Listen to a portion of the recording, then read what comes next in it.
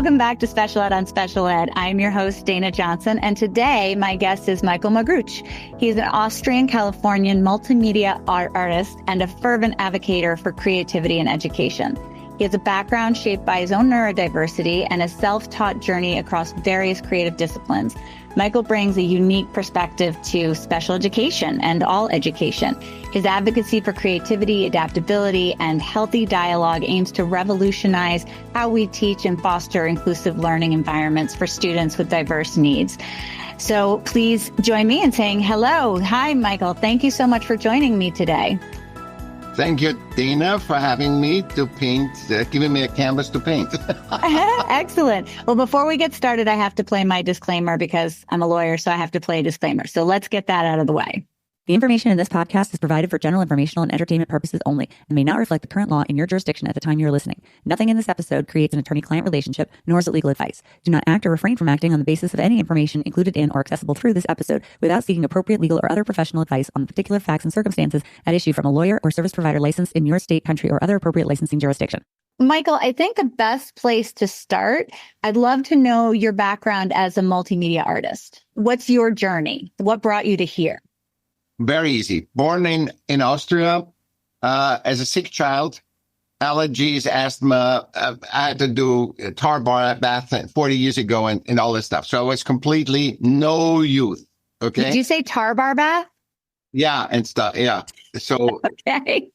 So stinky bath and stuff. They helped me back and put me to school at 7. And 40 years ago, no matter 50 years ago, nobody cared, did anything. You just, okay, you go at 7, you have asthma, you go at 7. So I went there and I got punched in the face, literally. I was very good with the students. I was very human-centric.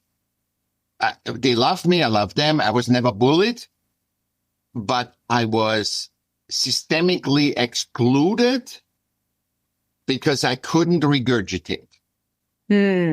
I couldn't regurgitate. So I understood, okay, when you take 2 and you put 4 and then eat 6, I understood that.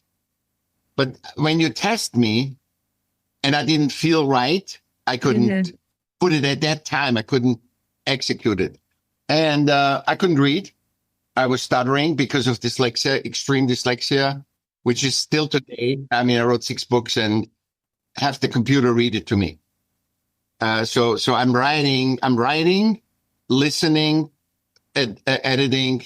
So it takes me, I would have gotten, if I was system relevant, if I was system relevant, neurotypical, if I was in system neurotypical, I would probably have done 40 books.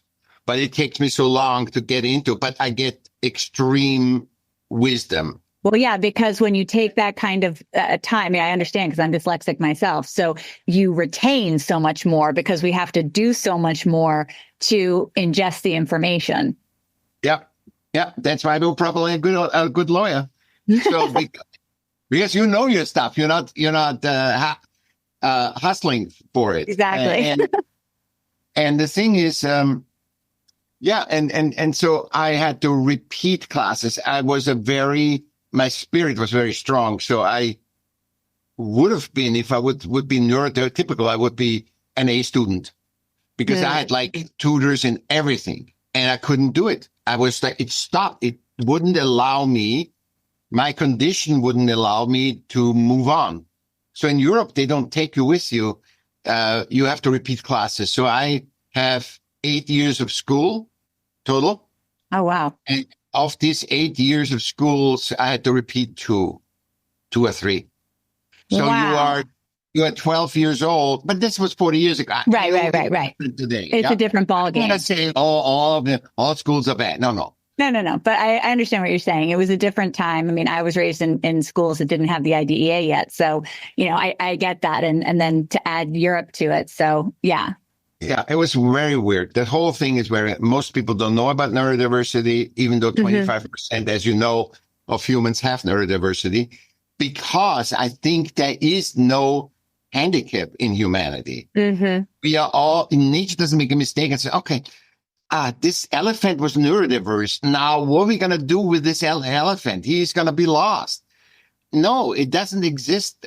We are specialized for other, which we are very good in other things. I mean, I can pull out of every context, literally every context. That's why I am not, people say, oh, you're a philosopher. I said, don't call me philosopher. This is my education model, to do, all the stuff. And one subject that is mandatory is tend to a pet, because language is a system. It's also systemic, what you can say, and especially today, what you can and can't say, and to interact with a living being that doesn't speak the same language is unbelievable, enriching, and makes you tremendously aware and conscious. And also it keeps you in your human uniqueness, in your one-of-oneness. Yeah, interesting. And I think also that idea of having that responsibility too of another being, it brings another level, particularly for students, that self-confidence, that ability. And then, as you said, that nonverbal communication that needs to develop. So your work and your philosophy and on human potential through creativity. Let's talk a little bit about that. So, that grew out of your childhood, correct? Yeah. So I repeated everything and then till I couldn't do it anymore.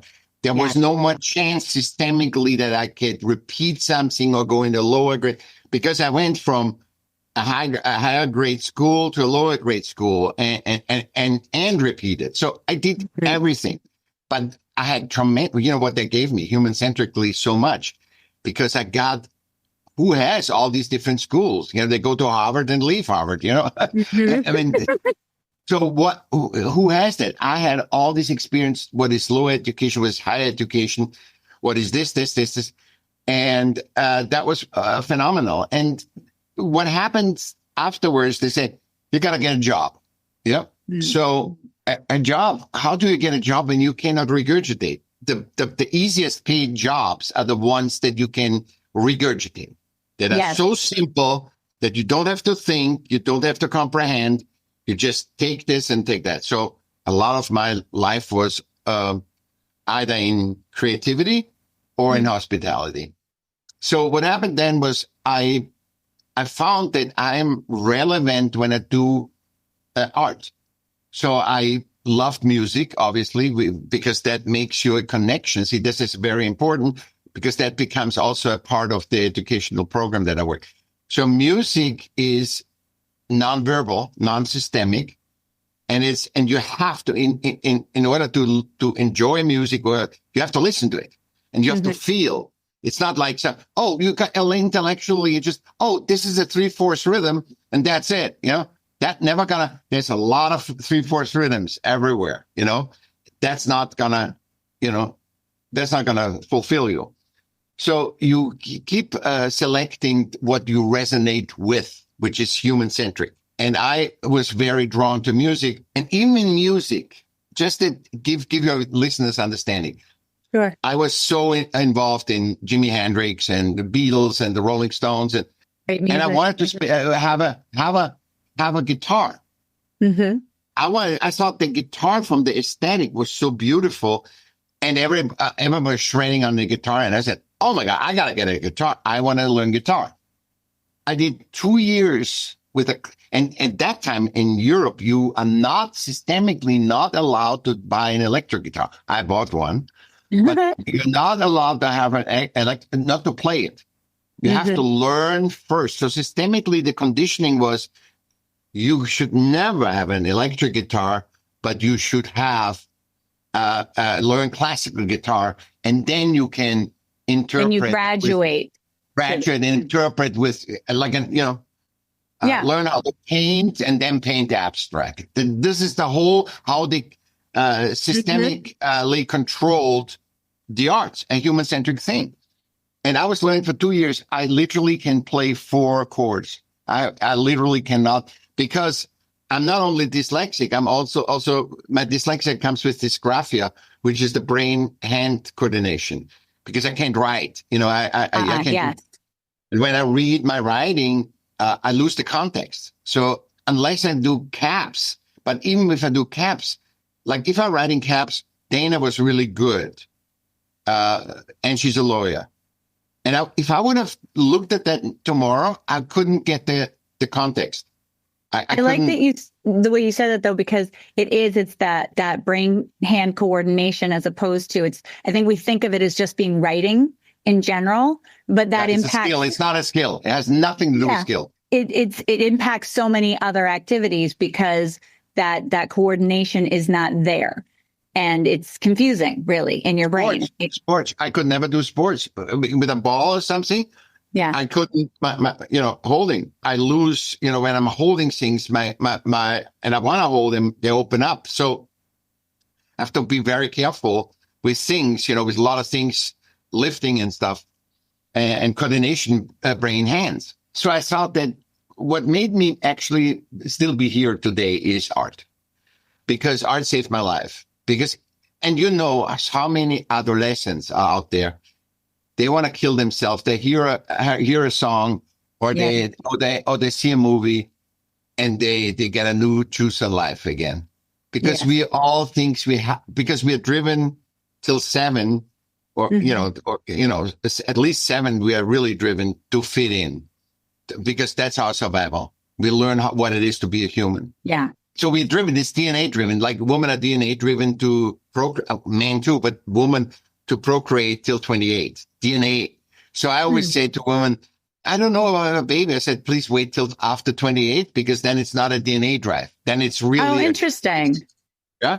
I was going to say, maybe I missed, but I didn't have babies till I was a little older. So, but that's good. Then that was a choice. Is that what you're saying? It wasn't just an instinct, because how many girls or guys, but more girls are like 14. They want to have a baby, and it's not a doll, but their DNA, and you make them wrong. And that's so wrong to make them wrong. Right. Instead of explaining, honey, that's your DNA. You are part of nature. You are like an animal. Right. And animals have that drive, but it doesn't mean that you want to have 60 years with a kid, And that's why you have thought and depression. Yeah, because I pull out of everything. I can talk to every topic in the world. That's why I did since March 22, I think 350 podcasts, was invited to different podcasts, and talk about always something different. I've never had this talk. I talked about education, but never in this context. Yeah. Yeah. Because I'm plugging also in, I can plug into our mastermind. Well, and the other thing, I like how you talk about, that systemic issue of you have to do this first and then that. My daughter's actually an artist as well, and she loves to paint. But when she would take formal classes, they insisted she draw, because you had to learn to draw to learn to paint. Why? And she stopped. She was like, I'm not going to do it because I don't want to draw. So she still paints and she still does her own thing, but she would say to me, I don't want to do that. And I was like, well, then don't, and then do what makes you happy. So perfect that you mentioned this. Mm-hmm. Because I feel I like a C in arts. I think I'm one of 5 people in the world that really understands the creation, the art creation, not anything about the history, not anything about the product, right? But what the power of creation, because it helped me. Who I am today is because, look, if your daughter draws, what is that conditioning, educational deconditioning? To regurgitate. Mm-hmm. If she paints whatever she wants to paint, yes, she has a feedback of her uniqueness. She's one of 8 billion people, and not a woman or anything. She's one of them. And life is to figure out why nature made me one of one. So I can't be just wasteful and just thrown away. And my life is worth something because nature doesn't make mistakes. That is, by the way, scientifically proven. Nature doesn't make mistakes. So systemically, we're so into regurgitating that we have to say, Donna, I think I have a new idea to make people better than in nature. What? And I think, why? I understand if you lose your leg and there's an amputated leg and you have a technology with AI that person can, absolutely. But you say, oh, the system doesn't like your nose right now, Dana, or mine. So we have to get it changed systemically. It doesn't like my hair color. It doesn't like this. There's no fulfillment in that. The fulfillment is discovering why you are one of one. Right. And it makes me think of, for a while, my children, a couple of them were homeschooled, and they went to a homeschooling co-op. I didn't do it myself, but my daughter was one of them. And she actually also has dyslexia. So she has the neurodiversity piece. And she really, once she was given more control over her education, how she learned different things, and a lot of creativity was infused into her education because that's what was important to her, she completely flourished. That concept of having to learn this, then that, then the next thing, and do it in this specific way and regurgitate the information back to me to prove that you have it just did not work for her. And to be able, actually, and my son as well, like being able to discuss things and have more enriching conversations about it, and to be able to incorporate their interests and their own art in however they see it, made a huge difference for them in their education. And some people would say, well, if you just let them have control over their education, they're not going to ever do anything that learns something. And it wasn't true. When we said, you guys choose, they did. And they chose to go to school, and they chose to do certain things. And it was an interesting view on that, that we don't have to learn in that very rigid way that just doesn't work for some people. Learning is the only way to learning I found, and literally I found that in the last year really, is if you have a system-relevant contact, a dialogue, like in politics, 100% lawyer probably also, But it's funny because your power as a lawyer or a politician is your human centricity, to understand the context and to play with the dance with the context. It's not to get linear, this law, this has to follow. It is the play of it. And we function human-centrically, meaning like nature. We buy a Ferrari because we want to buy a Ferrari, not because we want to buy a Maserati or a Range Rover. We buy whatever resonates with us, and that's what we buy.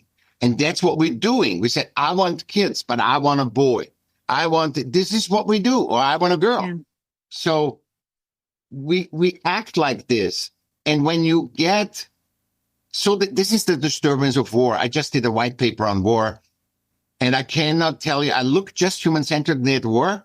Mm-hmm. It is so simple. The other thing is also, when you make something systemic, it becomes complicated. When you align to nature, it becomes intricate, meaning there is no finite solution. There's no, okay, yeah. This is it, and this is, an elephant is an elephant. Now look at the elephants, they have big ears, they have small ears, they one are this, everybody is unique. Mm-hmm. And finding is so fulfilling, finding our connection, how like this, that's why I like podcasts so much, because podcast is a human-centric savior, literally, because you and I have to communicate to each other, and we have to take our six senses and align, mm-hmm. and in that alignment, we gain a wider perspective, which doesn't make us tired. It make us only tired to digest the information that we just increased. Mm-hmm. And then everybody that listens can connect with it. Even though they are not neurodiverse, they can, relate to it. Right. And I think to that point, you're right. And I think that's why podcasts have taken off so much, especially during the pandemic, because it was listening to people connect, and in a different forum where you felt it's a more intimate forum, and you're listening to people discuss things that they're passionate about, but everything you're saying reminds me of, you've probably seen the cartoon of, the elephant, the lion, the monkey, the fish, and it says, and there's a tree, and it says, if you test a fish by how well it climbs a tree, it's never going to be successful, right? So that's sort of to what you're saying, is that finding your own strength and interest and combining those pieces and allowing that to shine through is what I think you're saying helps children or anybody really, but to find their inner strength and to find their self-confidence. Yeah, because it expands the perception. 8 billion people that are unique with DNA fingerprints, and what else? There's something else. They also have a one-of-one view on life. Just look at your family. Every single person in your family, you live with them, you're always together with them. Why do they not be similar and do the same things like system teachers? They all look. So you go to a movie and it totally fulfills you. Your daughter goes to a movie and says, "This is Mom, what could you like in a movie? I like the film, but I can't believe that you like the movie." And this is why there is no right. And you can't, and this is what we need to wake up back to, after we know it anyway, but we need to realize it again, remember that you can't generalize. You can't generalize humans because everybody's one of one. And you can't even generalize women. Even that is a subcategory of humans, female.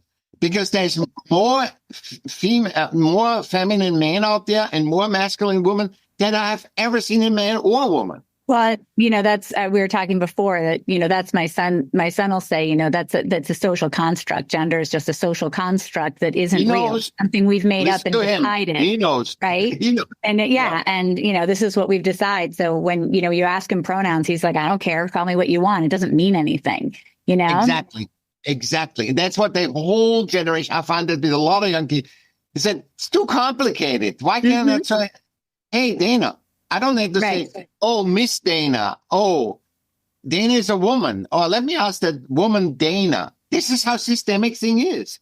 And I have to write, when I check boxes, I have to say whether it's Ms., Miss, or Mrs., and it doesn't help.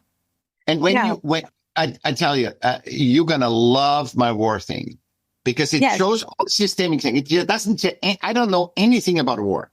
Zero. I just looked at war human-centrically, what it does to humans. And it is so simple. And I know also the reason why you can keep going war, because that's the extreme systemic thing. You can do in systems, which is probably really good for you, for your judgment, for your being a lawyer.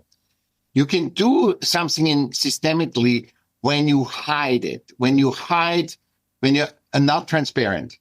Yeah. So when there's a law that can get me, and I don't know it, and you lure me into to say things, then you can get me, but you can control me, meaning you get money out of it. And the more and life isn't about money. It isn't. Right. It is about life is about finding yourself, and then once you know what your participation is in humanity. So what can I give to Dana? What can Dana give to me?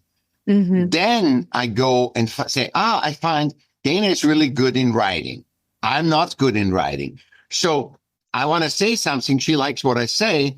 Dana, can you put it in a sentence? And this is how we work together and both win. Everybody wins. You get aware that actually your writing is appreciated. And I get aware that what I say has impact because you make it in a way that it has impact. And this is where the power is. It's never in the system relevance. That's why human centricity is so much more powerful when you make sense of. I was so literally, it took me, I got 7 days before Christmas. All this stuff came in.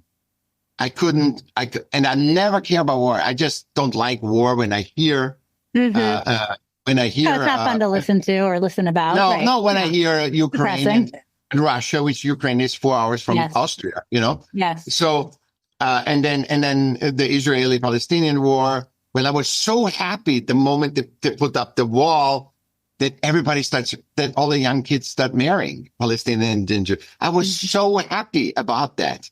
So, and now I see they're fighting again. Yes. But the only thing is the manipulation power of not knowing and not being honest.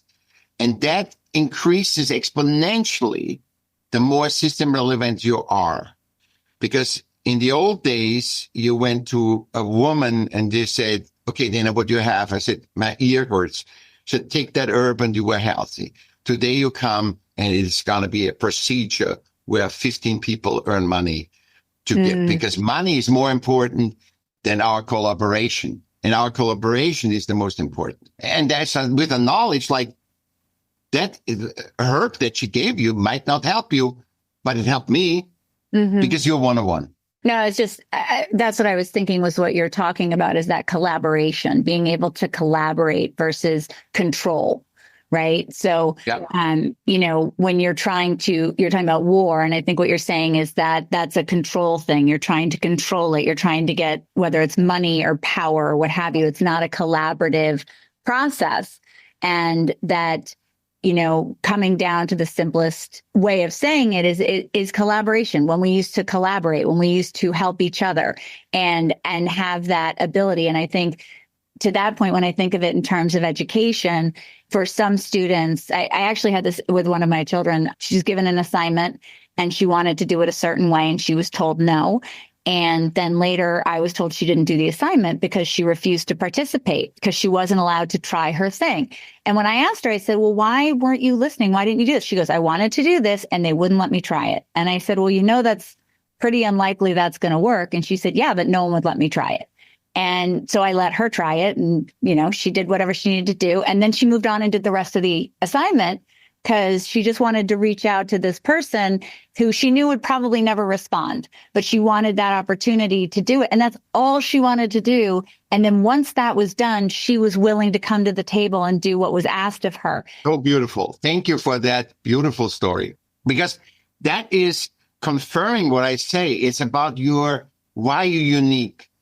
Perhaps reaching out to that person would have given her way more of her uniqueness than finish the assignment. Do you understand that? This is amazing. Thank you so much for that. Because there's nobody wrong. You are not wrong. You have a different context in talking. I have a different, because we all have different views of life. But there is no wrong. There's only expanding our perception by dialogue where we both contribute. And we both contribute because that's why we are one of one. And that's why, like, people say, oh, you got to believe in God. You got to be doing this. And I said, how can a person that is just told God is the absolute authority is suffering like me, suffering in their own life and be told what to do? Try everything. Nothing worked. I went to doctors. All the doctors didn't work. When I took responsibility for healing myself, not giving you, oh, Dana, just heal me. No, I figured it out myself. I don't have that power. No, I expanded my perception, meaning I talked to a lot of people. And that's what healed me, not any systemic thing. And when we expand like that, we learn more of who we are. And we are fulfilled. And this is with the God. It's fulfillment. Fulfillment is an emotional feedback loop. Not gluttony. Not, I want to eat 10 ice creams. That is not fulfillment. That is not fulfillment. But for example, our thing right now, very fulfilling, our conversation, our dance, phenomenal, you know? So, I mean, I feel so much gratitude. Just when I got your letter, I felt gratitude, but I feel so much gratitude because I could have been wrong. You could have had AI do it, and I could have been wrong about it. But there's so much gratitude and see this automatically. You feel fulfillment. You feel gratitude. You don't have to do a gratitude journal. You have to experience gratitude with other people to integrate it, because you can write 5 journals about gratitude and it doesn't, if you don't feel it, it's not, it's irrelevant. Love. How many books on love we have? And if you don't know what love is, if you never felt the emotion of love, these books are worthless, completely worthless. And you know, there's libraries full of books on love. It's a feedback loop that goes fulfillment, gratitude, happiness, and then you feel love. You feel so grateful and happy all the time, which it took me till 50 to do that. And then you feel so happy. that you feel the love. You feel love. You don't. You feel that's probably self-love. You feel love. And then when I meet you, I'm not in love with you, but you are even amplifying this love and fulfillment that I have.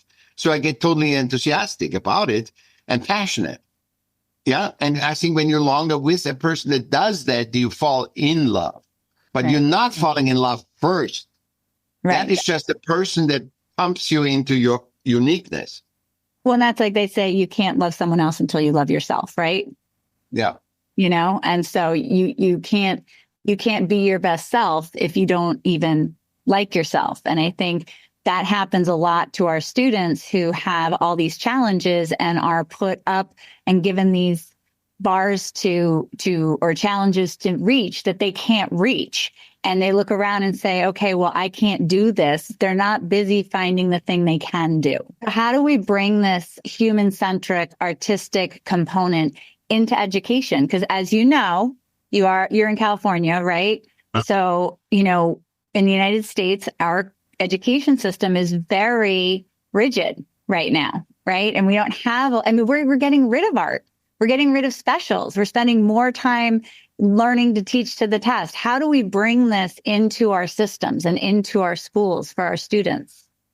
In my last thing I wrote about the art education is, it's probably better to not educate you in art than educate you in art, because education is not an expression. It is a pattern. So I know artists that paint and it looks like exactly what you see in a museum. There's artists that are so good. She does everything. I know you're not in Beach Girl.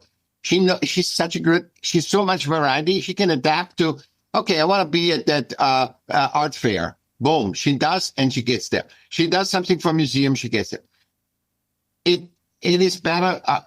What I think is essential. This is what I came up, the best idea I could. And please, you can add to it because I'm in the process with a lot of things all worldwide to talk about education, about this model. We need a year or two as humans, because 7 years. Okay, this is the logic. The systemic logic. 7 years, you are basically need to survive.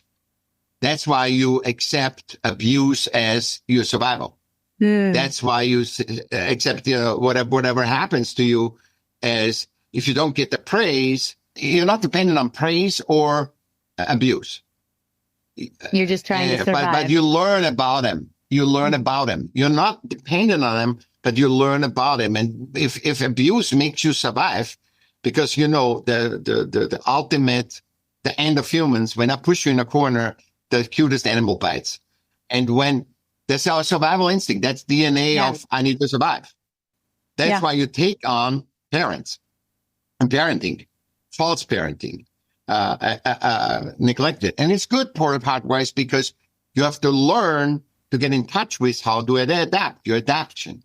Then when you're 7, I think would be the most revealing and best thing for the world. 1 or 2 years where everybody is together. No segregation of woman, man, good, bad, sports, artists, or anything. You're all together. You together play team sports, because that's the masculine organized, and organization is a grace that humans have. We like to organize. So team sports, and you see how many people love sports and watch sports. I don't, but a lot of people do. So, and then team art creation. So I want to have positions where the person, like the quarterback, the theater says, hey, Johnny, you're the quarterback. We ran out of an old woman. We need an old woman that sits in and knits. And he said, I'm not going to do it. See, in the days, he would say, no, I'm not going to do it. But in this education to be human, he's not programmed yet.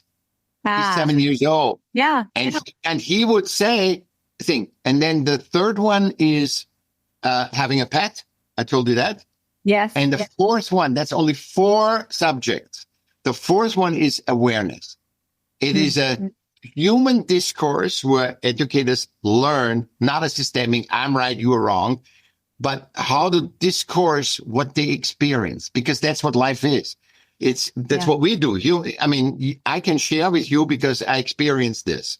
I'm not learned it anywhere, So they say, I didn't want to agree. I was so much in art, but I hated to be in the sports. And then they say, okay, we can solve that. You can be a referee. You can be in charge of the dresses of the thing. And the other says, I thought they're crazy. What, me, an old woman? I'm the quarterback, blah, blah, blah. And they talk about it. And they take away the systemic relevance. It just does it fulfill you or does it not? Does it grow you? Because we all grow all the time. Right. There's never a stop growing. You go to prison, you grow. There's never in nature, everything grows. And what is the highest thing in nature? Balance, not systemic relevance. It's balance. It's accepting that we all one, a unique one, interacting with each other, finding up. It doesn't mean you have to hug everybody, you kiss, but it doesn't mean you have to, have a lot of friends. It's like this is how you grow. Some people want to be more alone. Some people want to more with people. Yeah. And it's breaking down those social constructs, right? And taking down those walls. And I like what you're saying about doing it before they're programmed, because, I do see that with young children, as you're saying, before they're 7 or what have you, and they have a certain interest, and then they get to a certain age and they're told, well, this happened to my son, ballet is for girls. Right. And eventually he finally said, well, where are the girls in the ballet? And where are the boys? Where's the boy ballet? Where does that happen? And I'm like, oh, it doesn't really, And so for him, that then became a negative. He was a fish out of water because there were girls in him. And so, he wasn't going to be the next Baryshnikov, but, it was that social construct that came in and led him to feel like, oh, I'm out of place here. And breaking down that, it would be great if we could break down those social constructs. But I think, what are strategies that, I love this idea. I love it being human-centric. And it does remind me a little bit of the homeschooling experience my kids had, because giving them that freedom and that idea that I think there is an idea out there that if you give children freedom, they're not going to do what they're supposed to do. And I think that depends on what your vision is of what they're supposed to do. If what they're supposed to do is get into the hardest college there is and have a job that makes the absolute most money. Already. That's already conditioned. Right. That's conditioning, right? So if your goal is for them to be happy and self-supportive and contributing members of society, that's a different goal. Not society, human-centric. What can I contribute? Because what are you doing? What is education doing with all the people like neurodiverse, like you can relate to that? That are not system relevant. Should we just die? Is that why we make wars, to just kill those people that are not system relevant? To give them drugs to fight wars and to kill them or put them in prison? 99% of people in prison are neurodiverse. Is that our solution, systemic solution, how to treat other humans? Because when we kill other humans, we have to take up the slack. The biggest misunderstanding is when you kill 100,000 people, you have to pick up the slack somewhere, or financially or some other way, And I want to say something to your son. A possibility that could have been. If he would have learned, if you would have said, you want to do ballet? Do it. It's you. You are one of one. I cannot tell you what to do because you are one of one. And that's why I hate lecturing. Stop lecturing. Except in very system relevant, like you need to lecture in law because it's dependent on politics, it's dependent on things. But you don't need to lecture in what you want to be and so early. So let's say, I'll just tell you a possibility that could have happened. He would have danced like Baryshnikov, but not as good as Baryshnikov. But in that being in touch with his body, stretching, seeing the limitlessness that his body has to tapping on toes, he falls in love because he also likes football. he also falls in love with football. And he tries out and they say, oh my God, this kid is unbelievable. He has such an awareness of everything. He could be an ex-quarterback. That could have happened. And that was because education didn't do what it does, what's supposed to. So education should be here to teach you first what it is in general, not what your parents taught you to do as a human being. What we all accept what is a human being, not what is systemically a human being, that we're all one, that it was gender, race, and sexuality was system adapted. And we should do what we want to find how relevant we are human-centrically, which will help us to find system relevance much easier and much effective. Because if I find your son that was a ballet dancer, and is now a football a number one thing, then I win with the Broncos or with whatever, I win with the team. So everybody wins. There is when we are human-centric, everybody wins. Yeah. Why do we, and that's the awareness in kids to say, that's very easy. Because it's not hard, because I gave it at the outset. Human centricity is easy. System relevance is hard because it works on making linear and binary what is natural. Yeah. And I think that's how we used to teach, right? Like I'm using hand gestures that no one can see, but it was the kids who learned like this were the ones who were successful, and the ones on the outside who didn't learn that way didn't get anywhere. And now we have widened that lane, right? So it's a little wider, and we have mechanisms to help those on the outside learn that way, rather than opening that lane much wider and allowing people to learn the way that they want to, or that they are best at, or that they are interested in. And I think, being that, as you said, systemic and forcing children to work within a certain system that just might not work for them, rather than seeking what their strengths are and what their interests are, we're putting them at a disadvantage. And especially in a world where literally we societally, which is a system too, tell ourselves, oh, it's not right to say him, her. It's not say right, her, him. Mm-hmm. If you make everything systemic and don't know that there is no right. I mean, we can play that. I'm okay playing it. I'm okay. Yeah. You come to me as being a transsexual. That is your expression. You need to be a transsexual. You need to be a man instead of a woman to learn to get whatever you need to get. Mm-hmm. And I don't care. Whatever you do, you do. But you do you. But to make somebody. There is something wrong with that. There's nothing wrong with that. It makes life interesting. If everybody was the same, then everybody needs to constantly travel, which we do now today, and we are never fulfilled. Because what is really very intriguing is the people on the edge, the neurodivergent people, and the thing. And by the way, interesting. I don't know if you know the grandmother would say. Yeah, the neurodiverse. The neurodiverse, when we have meetings, neurodiverse meetings like Guni, I have, or we have meetings with 40 people from all around the world. They are neurodivergent and all speak in a different language. I've never seen such order, such harmony. Even though it's one person painting, the other person is doing this, that, all weird stuff. When we did a white paper, and my friend Perry, who runs that and who started the octopus movement, he does white papers. I've never experienced, and I'm in a lot of corporate things too, and I am a political advisor. So I'm in corporate things.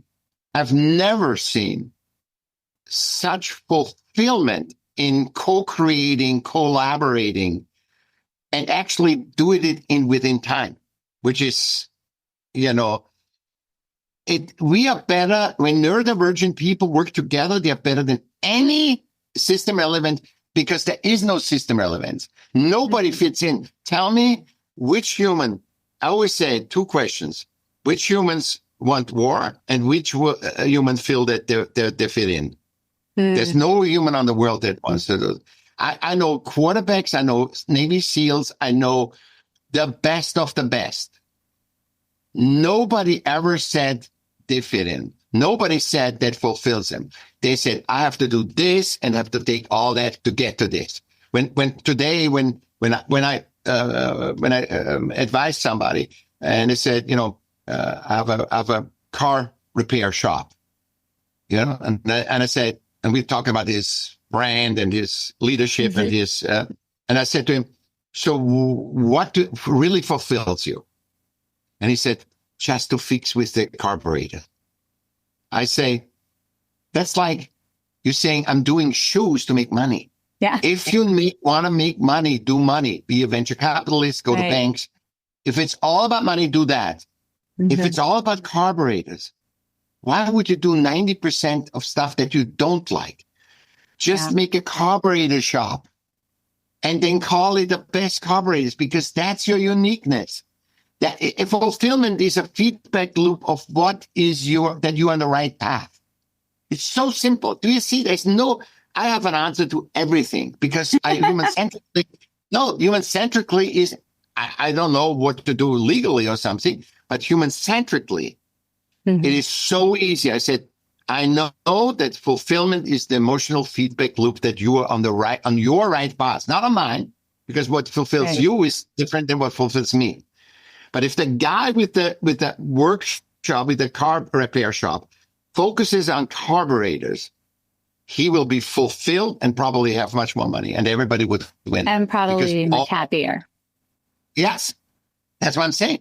If you express yourself like your daughter in the way she wants, she will learn so much from what she created than what people say. Oh, that's good or bad. Judgment doesn't tell you anything.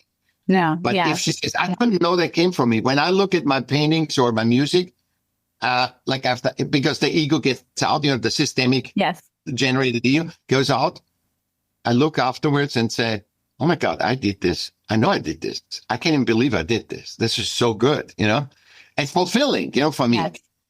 And when artists say they want to throw away something, I say, I screwed it up. I went too far. That theory that I just did too much. I said, don't. Put it away for a month or two or a year or 2 years, and then go back. And I've never heard anybody saying, because I asked them, I write them down and ask them, said, did you throw it away? I said, no.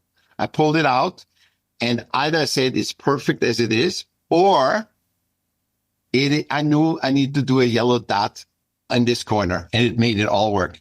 And this is at the moment, the experiencing the fulfillment that is in the moment, and how much is in the moment of fulfillment versus a future system relevance, a future system success that is always a lie. Because I don't know any politician, anybody that achieved an Oscar, anybody. I mean, I worked with Robert Evans, who did The Godfather. I lived in his house with all these stars. Anybody would have said it was worth it to get that. It was justifying my sacrifice that I did for the. No, never, never. It's priceless. You being with your kids. It's not priceless in having a title. It is priceless to learn about humanity in your title. But the system relevance of a title doesn't do anything to your fulfillment. Right. So what are some practical steps for parents or educators? Because our system doesn't lean to that yet, right? So how can parents and educators try and incorporate some of this into their world? Very simple again. It's the simplest thing they get. It's not hard. When you look in the context, see, the guy with the repair station looked in the context that he says, I love carburetors, but I won't get enough money. So his context was money. He could have repaired the carburetors at home. But I'm just saying, yep. Right. This is how we get distorted. When you are aware, just listen to this episode a couple of times, you get everything, because we packed so much in there, and I couldn't even believe that I'm able to do that. But what I would recommend to anybody, any any parent, understand that this, what you have, your kids are like you. They're not different. They're like you, one of 8 billions.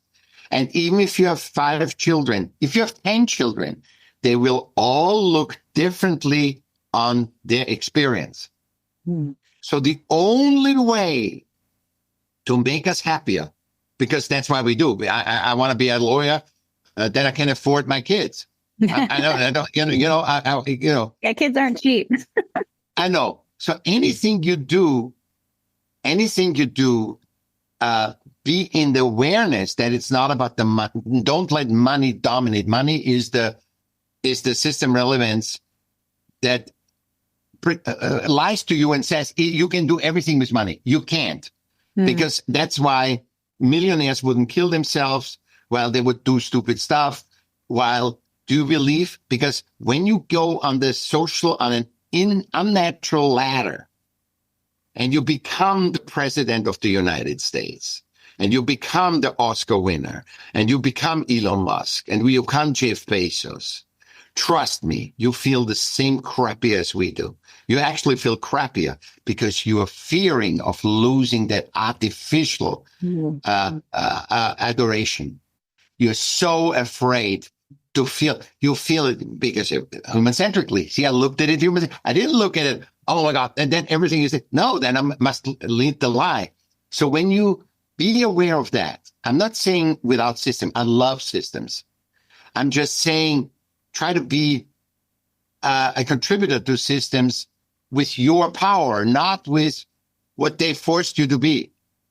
Right. So I would say every human, every parents, I say, just always remind yourself and your kids, you're one of 8 billion. Imagine how special you are.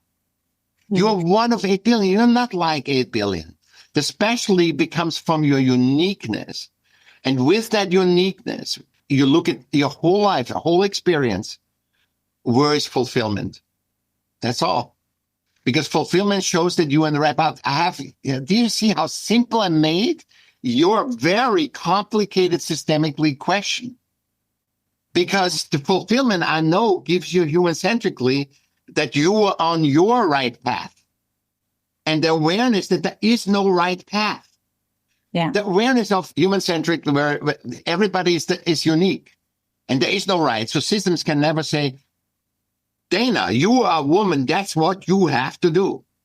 That is a violation, a shaming, and a guilty. That hasn't worked out very well for me. And I don't listen to that much. everybody is motivated by shaming, guilt of that systemification. And that's why I say, know you're one of one. And you also, your view on life is one of one. So nobody's right, nobody's wrong either. It's your perspective. You lived it. Yeah, you live your own thing and nobody's wrong. And when that person needs to do a crime, I'm not saying allow it. I'm not saying embrace it. I'm saying look at that person and say, why must he think he must commit a crime? Because system says he can't do it another way. Mm-hmm. Because in humanity, there's only perfection, like in nature. And you need to say the perfection comes because we see everybody as one of one. And we can do so much fulfillment by collaborating with each other and talking to each other and expanding each other view. And I'm doing, this is the expand, that's the end. And this is the, I prove to, let's just go do that. I prove to you my point. I prove to you my point, and you experience that point, which makes your point, your existence even more powerful. Wonderful. Well, I have heard that money can ruin people, but I'm not going to lie. I'd be willing to give it a shot. Putting. No, I love money. Money is the symptom. Success is a symptom. It's never the cause. You know, I'm not saying anything is bad. Everything is good. Don't judge. I'm just saying don't be motivated by a system relevant thing like success, fame, money. Don't be motivated to be. Because where's the motivation coming from? That was great that you said that. Where's the money? Why are you motivated to do it for money? Why? Yeah, Because I ultimately unfortunately, you're not good enough. You know? yeah, I don't think I've ever been as motivated by money as I wish I was, but Yeah. you No, we that can't. probably Neurodiverse helped me. people can't. But no, this has been wonderful, Michael, and I really appreciate your perspective and your ability to articulate it in terms of, just everybody, not just students, not just children. But I do agree with you that it's important that we get to them before they are completely programmed by society, right? So, And I don't want to deprogram. I don't want to deprogram. I have no 3 points. right. Yeah, the thing is, we need to pull ourselves out. What are we naturally? And then say, okay, we need systems. We need to collaborate. Sure. But first we have to pull ourselves out. What are we naturally? And naturally, a one-on-one. We are part of nature. How many kids don't know that we are part of nature? Tell me that. I've educators tell me that butter comes from the supermarket. It is produced in the supermarket. Yeah, that's a little scary. Well, thank you so much for joining me today. This has been really great and enlightening, and I'm sure my audience will also feel the same way. For people who are listening to this and they want to find your books or find you, where do they go? Simple, very simple. MichaellM.com. Michael with 2 L's, M.com. Michael with 2 L's, M.com. Yeah. Excellent. And I'm going to have that on my show notes too. So if you're in the car or doing something else and you can't write it down right now, just go back and read the show notes and they will be there. Thank you. Yes. There's something. There's a free, if you like what you and I just danced to, there's my podcast. It's 30 seconds, simple, 30 seconds with a question. And it helps you seeing your number one superpower, creativity, where you can solve everything with your uniqueness. Excellent. It's called The Smart of Art. Smart of Art. That's your podcast, right? Or one of them? Yeah, The Power of Art and Creativity. Smart of Art. Yes. And they're just little clips that give you something to think about, 30 seconds to think about, a question to answer. Yeah. Every Saturday, when you have time to contemplate Saturdays, you just, very simple. Everything is human-centrically, very simple. Excellent. Well, thank you so much. I appreciate you being on. Thank you so much for joining me today. Please don't forget to follow this podcast so you don't miss any new episodes, and leave a review when you have a chance.